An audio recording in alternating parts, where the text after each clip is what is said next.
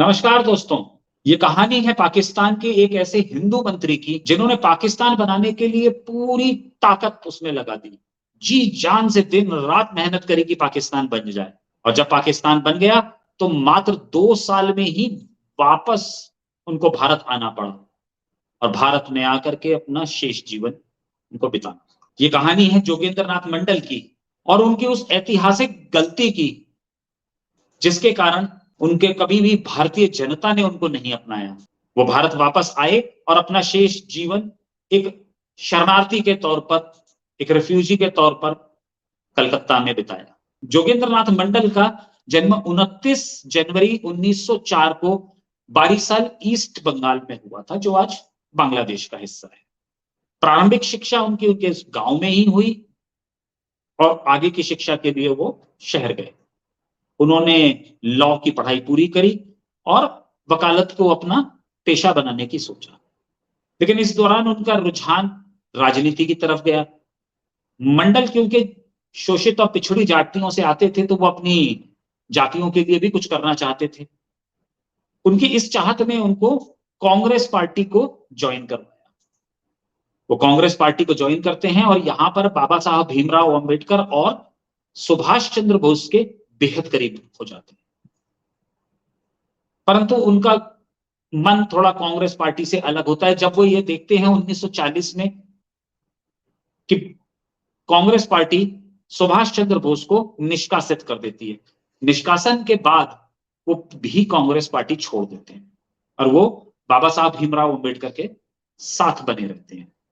1942 में बाबा साहब भीमराव अंबेडकर एक schedule caste federation बनाते हैं, जिसमें कि जोगेंद्र नाथ मंडल उसके एक बहुत इंपॉर्टेंट मेंबर होते हैं। 1942 में ही इनकी मुलाकात मोहम्मद अली जिन्ना से होती है और मोहम्मद अली जिन्ना एक बहुत बड़े बड़े सपने और लुभावने वायदे करते हैं। उनको एक सब्ज बाग दिखा देते हैं कि भारत में आप दलितों का कोई हित नहीं है, सदियों से आप यहां पर सहते चले आ रहे हैं। आप पाकिस्तान में आइएगा, जब पाकिस्तान बनेगा वहां पर आपको और आपकी जाति के सब लोगों को ज्यादा सम्मान मिलेगा, वहां पे आपको बराबरी का हक मिलेगा। ये बात उनको समझ में आती है कि सदियों से दलित शोषित वर्ग भारत में तो दबा कुचला ही रहा है, हो सकता है पाकिस्तान में उनको ज्यादा मिल जाए। उनको एक अपना सुनहरा भविष्य पाकिस्तान में दिखने लगा था। तो दोस्तों, वो 1943 में मुस्लिम लीग को ज्वाइन कर लेते हैं, अपने साथ सारे के सारे बंगाल प्रोविंस के हिंदू एमएलए को भी ज्वाइन कर। मोहम्मद अली जिन्ना की एक चाल सक्सेसफुल होने लगती है। इसी क्रम में आगे बढ़ते हुए वो मुस्लिम लीग का बंगाल में प्रभाव बढ़ाने के लिए दिन रात काम करना शुरू कर देते हैं। ज्यादा से ज्यादा लोगों को मुस्लिम लीग में लाने लगते हैं, क्योंकि मुस्लिम लीग एक मुस्लिम लोगों की ही पार्टी थी। उनका हिंदुओं में कोई बहुत ज्यादा प्रभाव नहीं था। इसलिए जिन्ना ये चाहते थे कि मुस्लिम लीग का बेस एक्सपैंड हो जाए, वो हिंदुओं में भी सर्वमान्य तौर पर निकल के सामने आए। इसलिए उन्होंने जोगेंद्र नाथ मंडल को इसका एक हथियार बनाया और जोगेंद्र नाथ मंडल को कहा कि आप ज्यादा से ज्यादा हिंदुओं को इसमें लेकर के आए और खास करके दलितों को तो बिल्कुल लेके आए, क्योंकि दलितों का भारत में कोई उद्धार नहीं है। जोगेंद्र नाथ मंडल इस पूरे काम में लग जाते हैं, लेकिन पहला झटका जो इस चीज में लगता है, जो एक इशारा उनको होता है, वो होता है 16 अगस्त 1946 में, जब मुस्लिम लीग पाकिस्तान फॉर्मेशन के लिए डायरेक्ट एक्शन डे का प्लान करती है। इस दिन कई हजार हिंदुओं को मौत के घाट उतार दिया जाता है बंगाल में। इस वक्त भी जोगेंद्र नाथ मंडल नहीं जीतते। उनको मुस्लिम लीग और मोहम्मद अली जिन्ना का गेम प्लान अभी भी समझ में नहीं आया था। वो अभी भी ये उम्मीद कर रहे थे कि शायद ये कुछ फिरका परस्त ताकतें हैं जिन्होंने ये काम करा है, लेकिन मुस्लिम लीग का इनमें कोई रोल नहीं है। और वो जा करके हिंदुओं के पास, खास करके दलित कम्युनिटी के पास जा करके ये कहते हैं कि आप कृपया करके वायलेंस में पार्टिसिपेट ना करें। ये हायर कास्ट हिंदूज का और मुस्लिम्स का आपस का मामला है, हमारे तो सुनहरा भविष्य पाकिस्तान के अंदर है, आप कृपया करके इसमें शांत रहें। और उन्होंने किसी भी तरह से दलित समुदाय को इस चीज से बाहर निकाला। उसका नतीजा ये निकला कि हिंदूज वहां पे डिवाइड हो गए और बहुत ही सॉफ्ट टारगेट बन गए और वहां पर उनका कत्लेआम। लाखों की तादाद में हिंदू 1946 में बंगाल में मारे गए। नोआखाली का केस बहुत फेमस है, आप सब जानते हैं वहां पे कितने हिंदुओं को मारा गया। लेकिन जोगेंद्र नाथ मंडल ने अभी कोई एक्शन नहीं लिया, ना अपने किसी पार्टी के वर्कर को, ना उन्होंने अपने समुदाय के लोगों को कहा कि वो इसमें कुछ बचाव करें। जिन्ना की नजर अब इससे और ज्यादा बढ़ गई। जिन्ना ने जोगेंद्र नाथ मंडल को कहा कि अब हम और थोड़ा अपने बेस को बढ़ाएंगे, हम चाहते हैं कि अब हमें थोड़ा ज्योग्राफिकल टेरिटरी में भी इंक्रीज मिले। और उनको एक जिम्मा सौंपा गया कि आसाम का जिला सेलट, इस जिले को पाकिस्तान में लाने के लिए दिन रात काम करिए।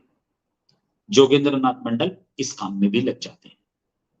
वो वहां जाकर के दलित समुदाय को बताते हैं कि एक रायशुमारी होने वाली है, एक रेफरेंडम होने वाला है, जहां पर यह पूछा जाएगा कि आप इंडिया में रहेंगे या ईस्ट बंगाल चले जाएंगे। तो आप सब लोग बंगाल ही कहिएगा, भारत में जाने का विरोध करिएगा।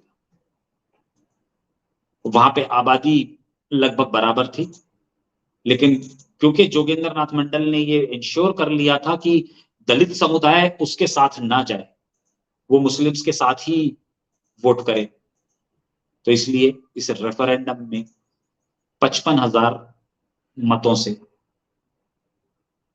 भारत में आना रह जाता है, मुस्लिम मेजॉरिटी बन जाती है।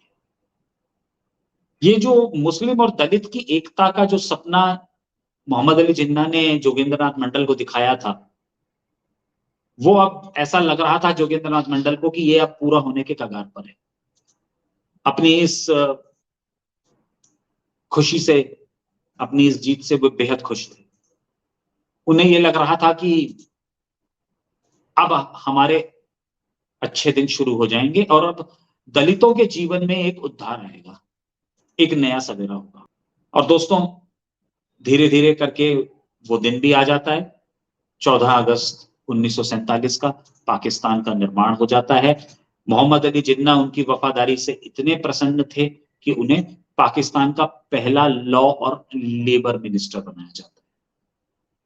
जिन्ना इनको पाकिस्तान की कॉन्स्टिट्यूएंट असेंबली के पहले सत्र की अध्यक्षता भी करने देते हैं, ये उसके भी अध्यक्ष बनते हैं। इनको वहां पे जिन्ना वो सम्मान देते हैं, लेकिन ये सम्मान केवल और केवल जोगेंद्र नाथ मंडल को ही मिला, उनके साथ लाखों हिंदू संप्रदाय के लोगों को नहीं मिला, ना उनके दलित संप्रदाय के लोगों को मिला। धीरे धीरे करके मुस्लिम लीग के और जिन्ना के असली चेहरे सामने आने लगते हैं। एक एक करके वारदातें पूर्वी और ईस्ट और वेस्ट पाकिस्तान के अंदर हिंदूज के खिलाफ स्टार्ट हो जाती हैं। मास लेवल पर मर्डर्स स्टार्ट हो जाते हैं, औरतों के साथ बदसलूकी होती है, उनके साथ रेप होने लगता है, और ये कत्लेआम दोनों तरफ बेहद तरीके से चल रहा है। यहां पर हिंदूज जो कि जोगेंद्र नाथ मंडल की बात मान करके पाकिस्तान चले गए थे, अब वो इनके पास आते हैं और कहते हैं कि आप मंत्री हैं और हमारी कुछ रक्षा करिए। जोगेंद्र नाथ मंडल इसके लिए दिन रात फिर दोबारा प्रयत्न करते हैं, लेकिन इनकी सुनी नहीं जाती। कोई भी व्यक्ति जोगेंद्र नाथ मंडल की बात नहीं मान रहा है पाकिस्तान के अंदर। कहने के लिए तो वो एक मंत्री थे, लेकिन उनकी कोई सुन नहीं रहा। जोगेंद्र नाथ मंडल की हालत तब और ज्यादा खराब हो जाती है जब जिन्ना इस दुनिया में नहीं रहते। जिन्ना के मरने के बाद तो जो उनको पूछते भी थे वो भी खत्म हो जाते। हालात इतने खराब हो जाते हैं कि जोगेंद्र नाथ मंडल अब स्वयं जाकर के जायजा लेना शुरू कर देते हैं। वो खुद ही अब बंगाल जाएंगे और जाकर के सब कुछ अपनी आंखों से देखेंगे। वो बंगाल जाते हैं, वो वहां जाकर के देखते हैं कि किस तरह से हिंदुओं का कत्लेआम किया जाता है। लाखों की तादाद में हिंदू मारे जा रहे थे, और वो इस बात को अब प्रधानमंत्री लियाकत अली खान के सामने उठाते हैं और मुस्लिम लीग पार्टी में उठाते हैं। यहां पर उनको एक एंटी नेशनल का तमगा दे दिया जाता है। उनको देशद्रोही कहा जाने लगा पाकिस्तान के अंदर। वो व्यक्ति जिसने पाकिस्तान बनाने के लिए दिन रात एक मेहनत करी, अपने ही लोगों के खिलाफ चला गया उसको वहां पर भी नहीं अपनाया जा रहा। इस बात से जोगेंद्रनाथ मंडल बेहद आहत होते हैं। ये घटनाक्रम आगे बढ़ता रहता है। जोगेंद्रनाथ मंडल अपनी आवाजें उठाते रहते हैं, समय समय पर वहां पर सेक्टेरियन वायलेंसेस होती रहती हैं और लोग मारे जा रहे थे। लेकिन तभी दोस्तों 10 फरवरी 1950 का दिन आ जाता है। 10 फरवरी 1950 को ढाका के एक ही दिन में मात्र 12,000 से ज्यादा हिंदुओं का कत्लेआम कर दिया जाता है।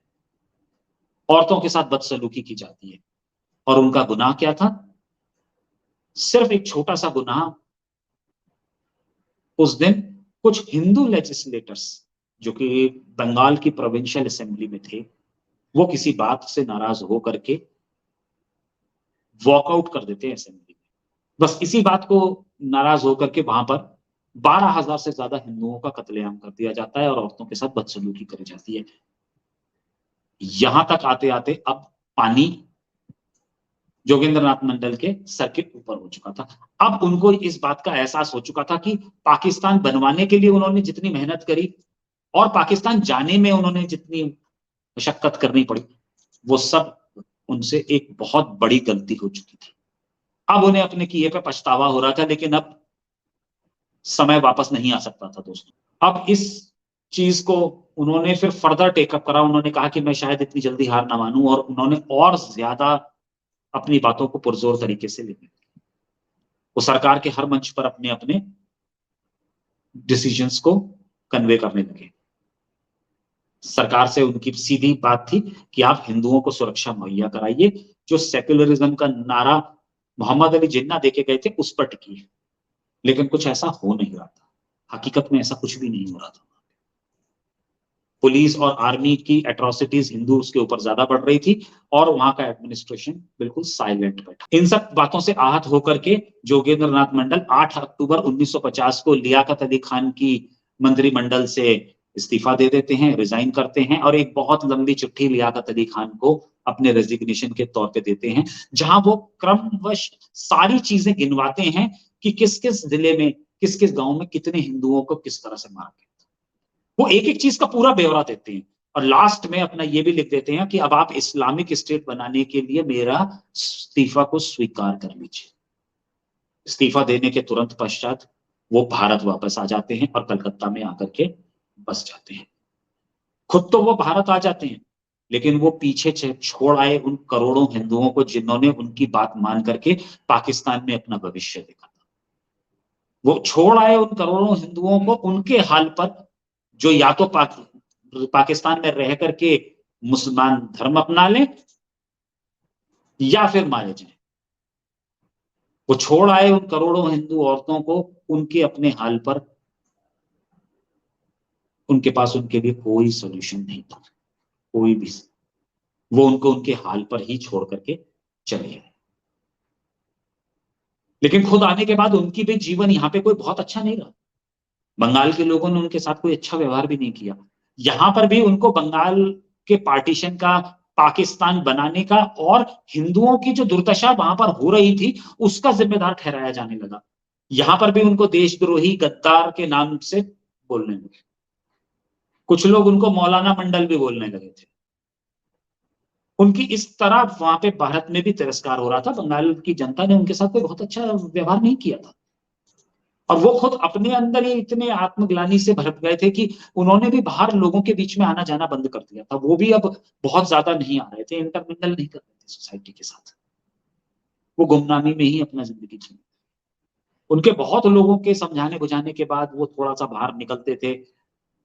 उन्होंने एक दो बार इलेक्शंस में भी पार्टिसिपेट करने की कोशिश करी, लेकिन वो हर बार हारे। बंगाल की जनता ने उनको कभी स्वीकार नहीं किया। वो गुमनामी में ही जिए। बाद में अंत समय में वो बिल्कुल गुमनामी में रहे।